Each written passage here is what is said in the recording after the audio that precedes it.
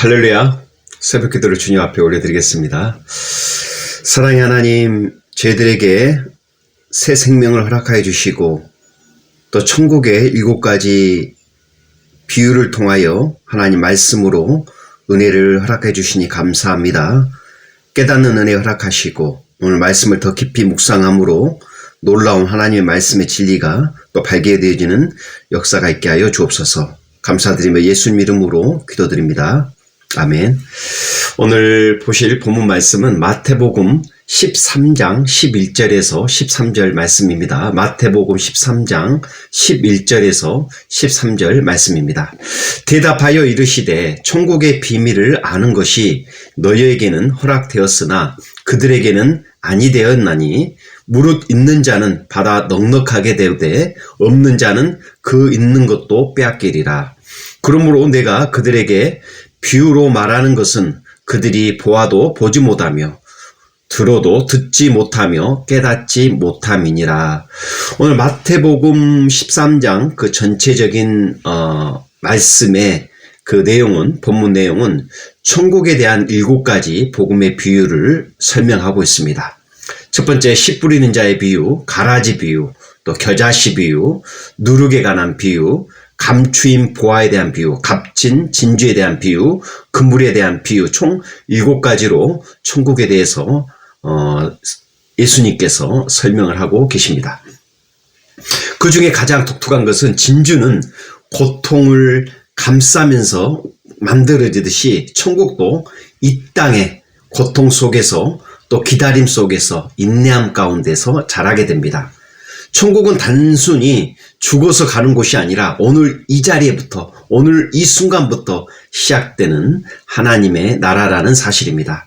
오늘 7가지 천국 복음 비유를 세부적으로 살펴보고 말씀을 마무리하겠습니다. 첫 번째, 씨 뿌리는 자의 비유에 대해서 이야기를 하고 있습니다. 이 농부가 씨를 뿌리는데 그 씨앗은 하나님의 복음, 천국 복음을 이야기하고 있습니다. 근데 길가에도 뿌려지고 또 돌밭에서 뿌려지고 가시덤불에도 뿌려지고 좋은 옥토밭에 뿌려졌다라고 이야기하고 있습니다. 그러나 그 말씀을 받았을 때 그 말씀이 받아들인 4가지의 마음밭이 각기 다르게 반응함을 볼 수가 있습니다. 첫 번째, 길가에 뿌려진 사람들은요, 마음이 굳어서 말씀을 받아들이지는 못하는 사람을 이야기하고 있습니다.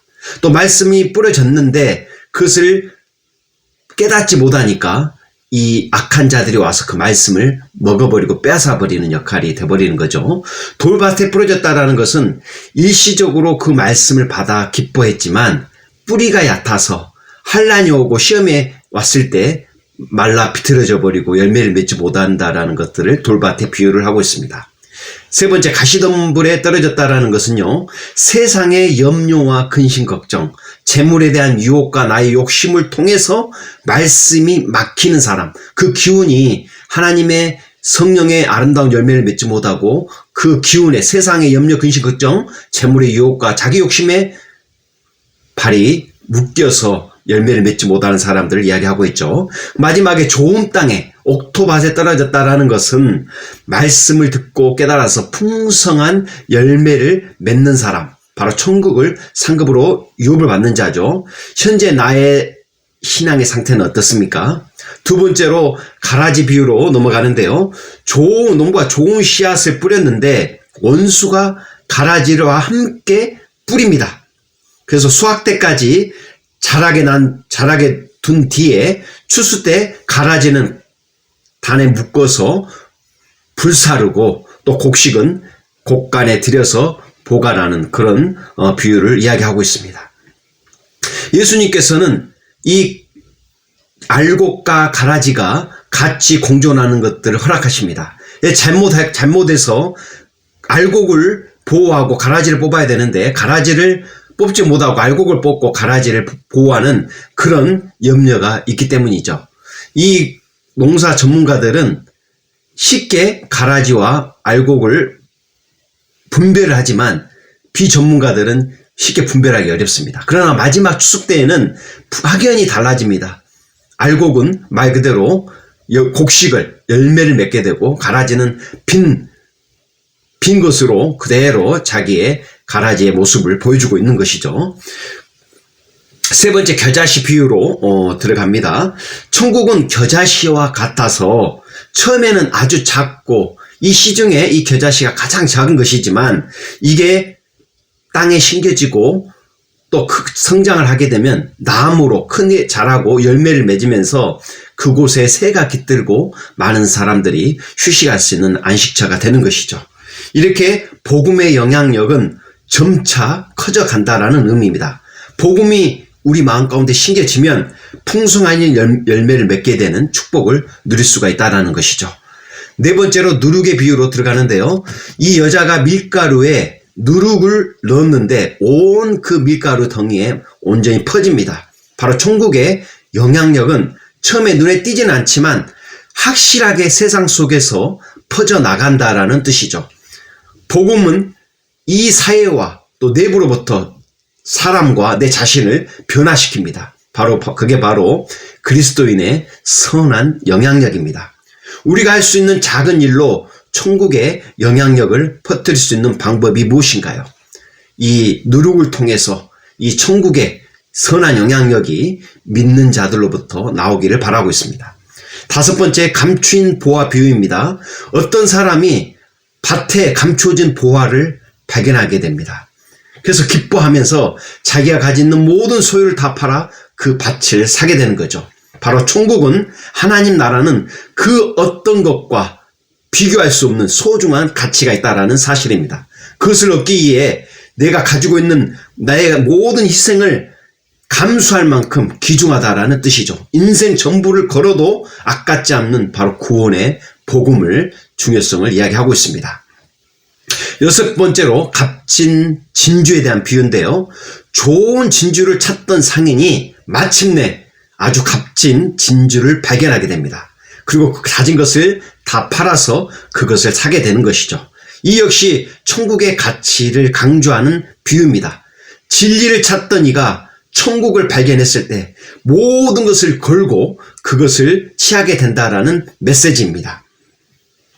이 진주는 요한계시록의 새 예루살렘에 나오는 이 12문이 있는데 동서남북으로 3개 문 가운데 각각 통으로 짜진 이 진주문이 바로 천국의 문이 되겠습니다. 이 진주문은 예수 그리스도의 십자가를 통해서 들어갈 수 있는 영광스러운 문이죠. 천국의 문을 상징하는 것입니다. 이 자연에서 진주가 생성되는 것의 모습을 보면 참으로 경이로운데요. 이 조개가 이물질이 들어와서 그 이물질을 녹이고 감싸고 자기 자신을 보호하기 위해서 물질을 생성했을 때 그게 아름다운 진주가 형성이 되는 것이죠. 우리 영적인 신앙도 마찬가지입니다. 상처와 고난을 통해서 하나님의 은혜가 부어져서 그것을 감당해야 되고 결국은 내 자신이 거룩한 성품으로 나아가는 것이죠. 이 두 가지의 이 비유에 동일한 것은 우리는 시간과 인내가 필요하다는 사실입니다. 성숙한 믿음으로 자라기 위해서는 시간이 필요하고 인내 과정, 또 하나님이 주신 그 은혜로 이겨내는 과정이 필요하다는 것이죠. 그 모습이 바로 진주로 통해서 귀하게 아주 값진 보물이 되는 것이고 우리의 거룩함과 이 진리는 아무나 가질 수 없는 것이고 진주는 내부에서 생성되듯이 우리의 거룩한 신앙은 진정한 변화는 내 자신의 내면에서부터 시작된다고 할 수 있겠습니다. 마지막에 그물 비유는 어부가 그물을 던졌는데 많은 물고기들이 그 그물에 갇히게 됩니다. 나중에 그 그물을 끌어들였다가 좋은 물고기는 따로 모으고요. 나쁜 것은 또 내어버리는 그런 것이죠. 그 가운데 이 자라지 못한 이 새끼 물고기는 놔주고요. 정말 풍성한 열매를 맺는 이 물고기만 우리가 보관하게 되는 것이죠. 천국의 복음은 모든 사람들에게 전파되며 많은 이들이 그 안에 들어오게 됩니다. 그러나 마지막 심판에서 의인과 악인이 갈리게 되고 또 심판을 통해서 이 사회에서 또 교회 공동체에서 많은 이 신앙 공동체 안에서 옥석이 갈리게 되는 것이죠. 염소와 양의 비유가 그렇습니다. 알곡과 가라지 비유가 그렇습니다. 마지막 때 하나님께서 알곡은 곡간에 모으고 가라지는 단을 묶어서 불살라버리는 그런 심판. 오늘 7가지 천국 복음의 비유를 통해서 씨 뿌리는 자의 비유를 통해서 우리는 과연 어떤 밭인지, 말씀을 듣는 마음의 태도는 무엇인지, 가라지 비유를 통해서 악과 의인이 공존되고 결국 최후의 심판이 이루어진다라는 사실이고요.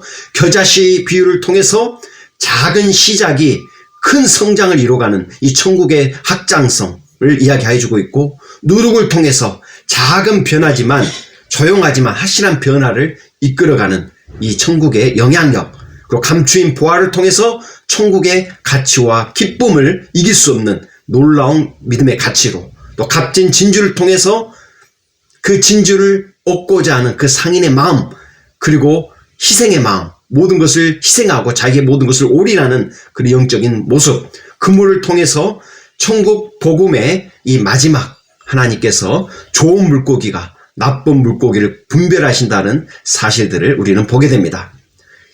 하나님의 복음을 깨닫고 천국 복음을 깨닫을 때는 무릇 있는 자는 받아 넉넉하게 되되 없는 자는 있는 것도 빼앗기리라. 눈이 있어도 보지 못하고 귀가 있어도 듣지 못하고 또 깨닫지 못하는 우둔한 자가 아니라 하나님의 천국 복음 비유를 통해서 하나님의 진리가 깨달아지는 오늘 하루가 되시기를 간절히 소원합니다.